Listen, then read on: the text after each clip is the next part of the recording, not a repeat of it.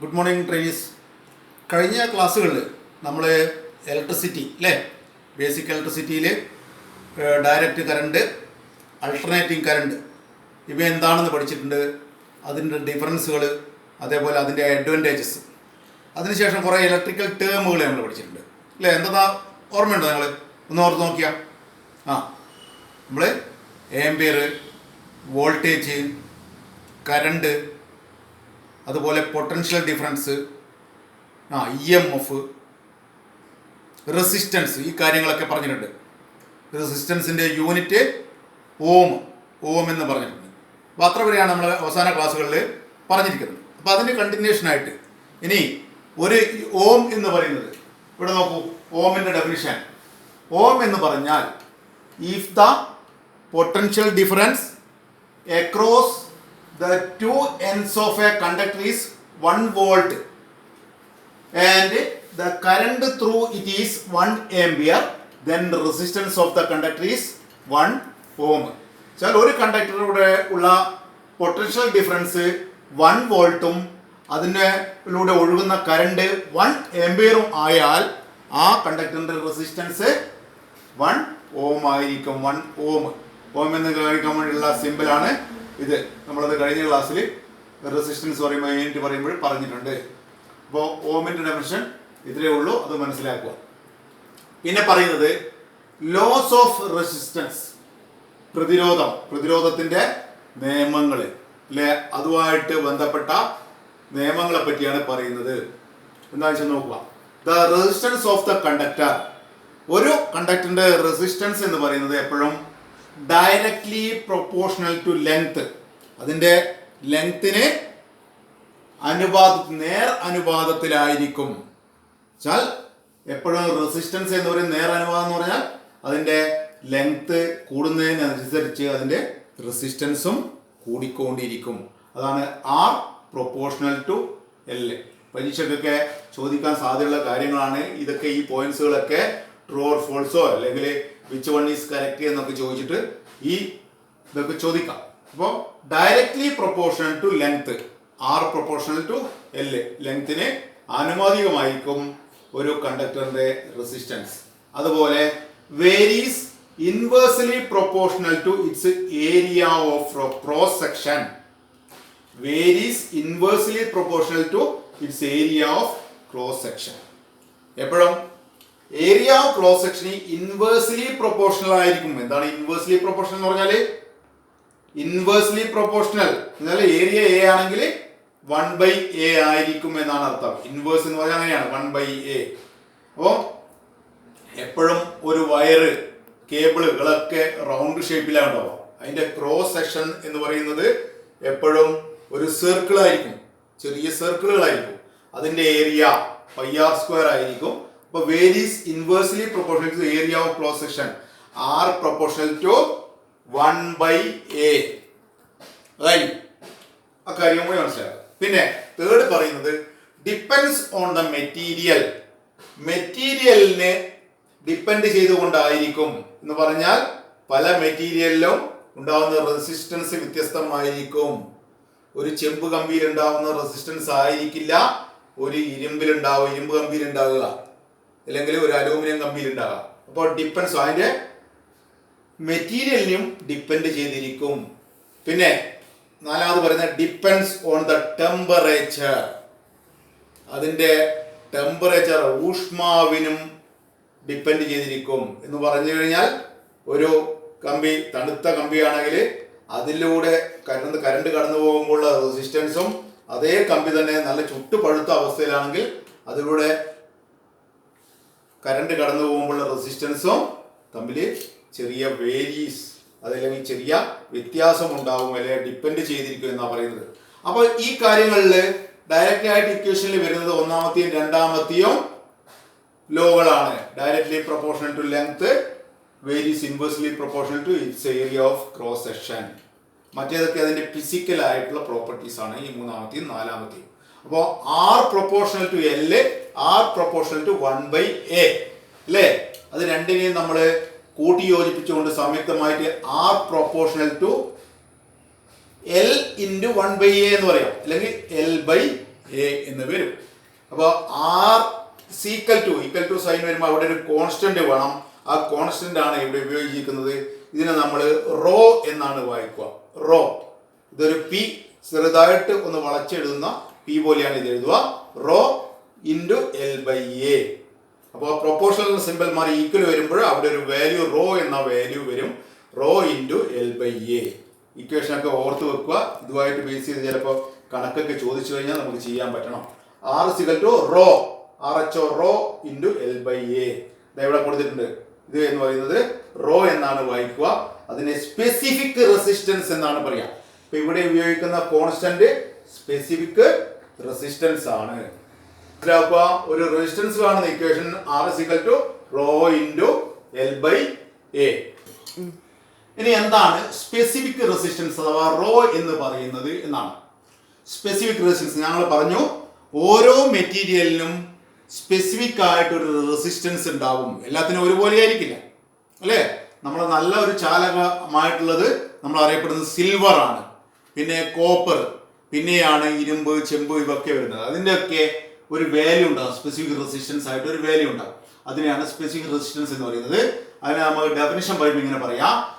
Specific resistance is the resistance offered to a current it passes between the opposite faces of unit cube of the material എന്ന് പറഞ്ഞു കഴിഞ്ഞാൽ ഒരു വസ്തുവിലൂടെ അല്ലെ ഒരു കണ്ടക്ടറിലൂടെ current കടന്നു പോകുമ്പോൾ അതിൻ്റെ കറണ്ട് പാസ് ചെയ്യുന്നത് ഓപ്പോസിറ്റ് ഫേസ്, രണ്ട് ഫേസസ് എടുത്തു കഴിഞ്ഞാൽ, രണ്ട് മുഖങ്ങൾ എടുത്തു കഴിഞ്ഞാൽ, ചില ഒരു യൂണിറ്റ് ക്യൂബ് ആയിട്ടുള്ള, നമ്മൾ ചെറിയ ചതുരക്കട്ടയിലെ യൂണിറ്റ് ക്യൂബ്, നമ്മൾ ആ യൂണിറ്റ് ക്യൂബായിട്ടുള്ള ചതുരക്കട്ട എടുത്തു കഴിഞ്ഞാൽ, യൂണിറ്റ് ക്യൂബ് എന്ന് പറഞ്ഞാൽ 1 സെന്റിമീറ്റർ നീളം, 1 സെന്റിമീറ്റർ വീതി, 1 സെന്റിമീറ്റർ ഉയരം.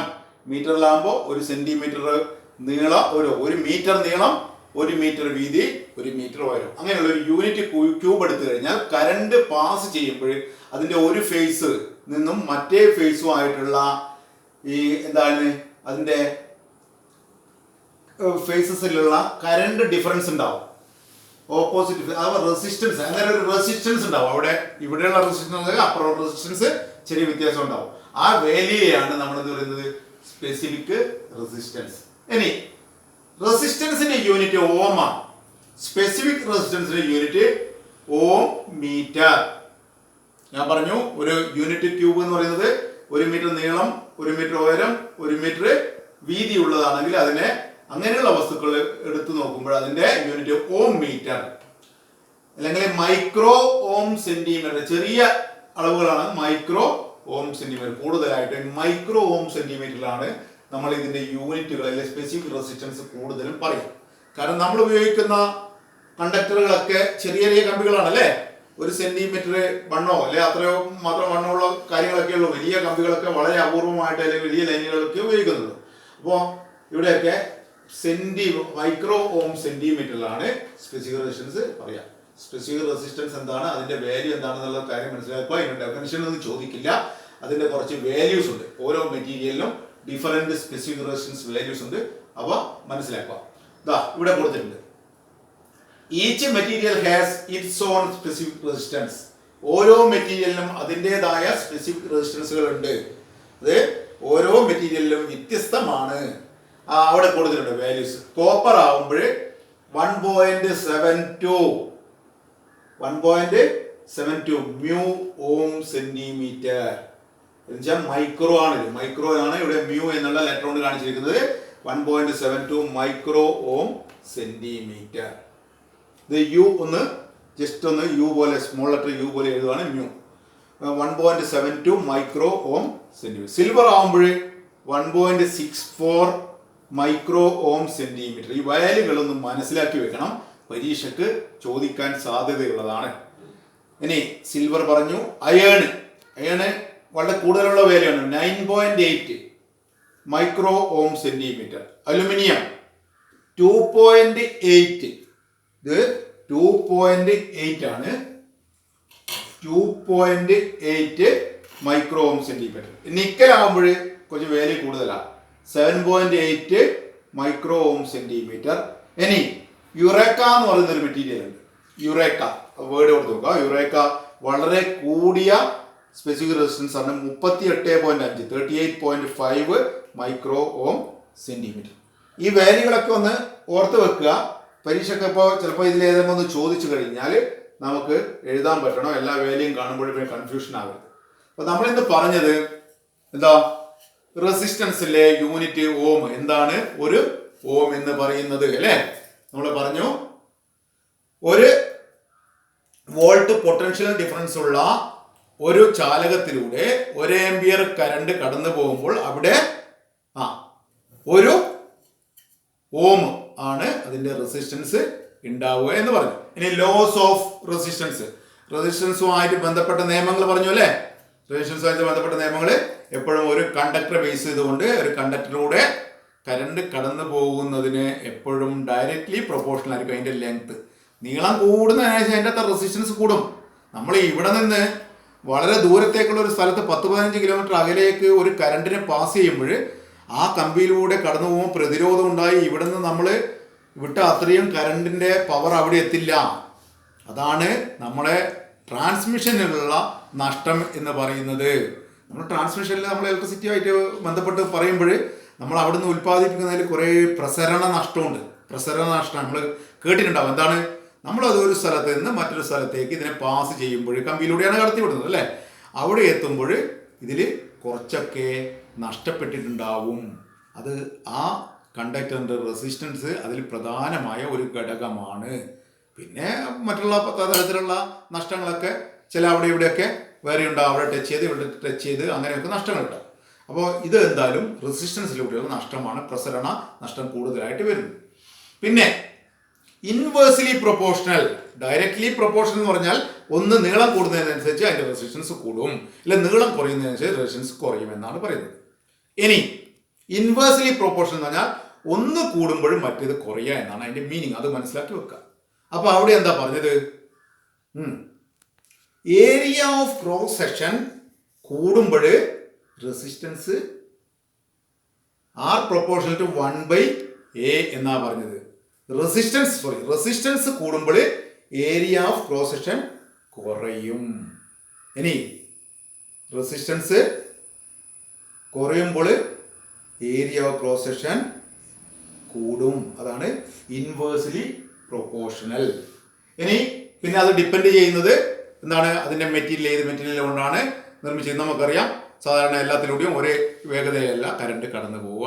പിന്നെ അതിന്റെ ടെമ്പറേച്ചർ മാറുമ്പോൾ ചെറിയ തരത്തിൽ അതിന്റെ റെസിസ്റ്റൻസിൽ മാറ്റം ഉണ്ടാവും. അതാണ് നമ്മൾ പറഞ്ഞത് R=L/A. അവിടെ ഒരു കോൺസ്റ്റന്റ് കൂടിയുണ്ട്. കോൺസ്റ്റന്റ് ഇൻറ്റു L/A ആണ്. ഇനി ആ കോൺസ്റ്റന്റിനെ പറ്റിയാണ് നമ്മൾ പറയുന്നത്. കോൺസ്റ്റന്റ് നമ്മൾ സാധാരണ റോ എന്നുള്ള ഒരു അക്ഷരം കൊണ്ടാണ് സൂചിപ്പിക്കുക. RHO റോ എന്നാണ് ഉച്ചരിക്കുക. അതിനെ സ്പെസിഫിക് റെസിസ്റ്റൻസ് എന്നാണ് പറയുക. Specific resistance. ആ സ്പെസിഫിക് റെസിസ്റ്റൻസ് ആണ് എന്താ, ഓരോ മെറ്റീരിയലിലും കറണ്ട് കടന്നു പോകും. യൂണിറ്റ് ക്യൂബ് ആയ മെറ്റീരിയലിലൂടെ കറണ്ട് കടന്നു പോകുമ്പോൾ അതിലൊരു റെസിസ്റ്റൻസ് ഡിഫറൻസ് ഉണ്ടാവും. അതിനാണ് സ്പെസിഫിക് റെസിസ്റ്റൻസ് എന്ന് പറയുന്നത്. അതിന് യൂണിറ്റ് ഓം മീറ്റർ അല്ലെങ്കിൽ മൈക്രോ ഓം സെന്റിമീറ്റർ. ഇനി ഓരോ മെറ്റീരിയലിന്റെയും സ്പെസിഫിക് റെസിസ്റ്റൻസ് മൈക്രോ ഓം സെന്റിമീറ്ററിൽ കൊടുത്തിട്ടുണ്ട്. Copper 1.72, silver 1.64, iron 9.8, aluminium 2.8, nickel 7.8, Eureka ഏറ്റവും കൂടുതൽ 38.5 മൈക്രോ ഓം സെന്റിമീറ്റർ. അപ്പൊ ഇത്രയാണ് ഈ കാര്യങ്ങളുമായി ബന്ധപ്പെട്ട് പറയാനുള്ളത്. ഇനി നമ്മുടെ ഈ റെസിസ്റ്റൻസിന്റെ സീരീസ് പാരലൽ കണക്ഷനുമായിട്ട് ബന്ധപ്പെട്ട് അതിൻ്റെ കുറച്ച് കാൽക്കുലേഷൻസ് ഒക്കെ വരുന്നുണ്ട്. ഈ കാര്യങ്ങൾ കൃത്യമായിട്ട് നോക്കി മനസ്സിലാക്കി പഠിക്കുക. ആ കാര്യങ്ങൾ നമുക്ക് അടുത്ത ക്ലാസ്സിൽ പറയാം. ഓക്കെ.